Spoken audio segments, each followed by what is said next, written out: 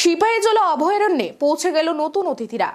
অভয়ারণ্য কর্তৃপক্ষ ইতিমধ্যেই নতুন অতিথিদের যত্ন নিতে শুরু করেছে। উত্তরবঙ্গের শিলিগুড়ির চিড়িয়াখানা থেকে এই অতিথিদের আনা হয়েছে। জানা গেছে অতিথিদের মধ্যে রয়েছে দুটি রয়্যাল বেঙ্গল টাইগার, এর মধ্যে একটি স্ত্রী বাঘ রয়েছে। এখানে যাতে রয়্যাল বেঙ্গল টাইগারের বংশবৃদ্ধি করা যায় তার জন্য জোড়া বাঘ আনা হয়েছে।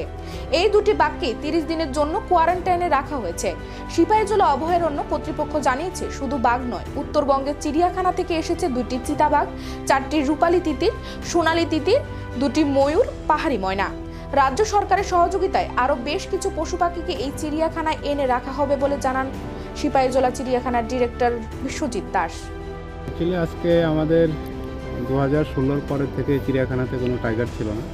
তো আমরা উদ্যোগ নিয়ে কলকাতা থেকে নর্থ বেঙ্গল জু থেকে 1 pair of royal Bengal tiger নিয়ে এসেছি, কারণ প্রত্যেকটা জুর মধ্যে একটা আইকনিক অ্যানিমাল হচ্ছে রয়্যাল বেঙ্গল টাইগার।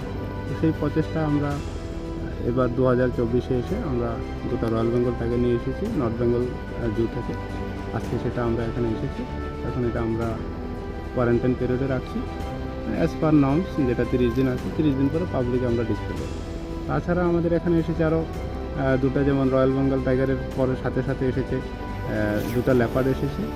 তাছাড়া বিভিন্ন প্রজাতির পাখি এসেছে, যেমন golden pigeon, silver pigeon, P foul এবং হিল ময়না।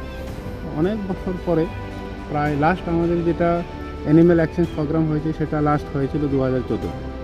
তো 10 বছরের গ্যাপের পরে এই প্রথম একটা অ্যানিম্যাল এক্সচেঞ্জ প্রোগ্রাম হচ্ছে। এর বাইরেও আমাদের আরও দুটো এক্সচেঞ্জ প্রোগ্রাম পাইপলাইনে আছে। একটা কর্ণাটকা থেকে বিভিন্ন ধরনের অ্যানিম্যাল আসবে।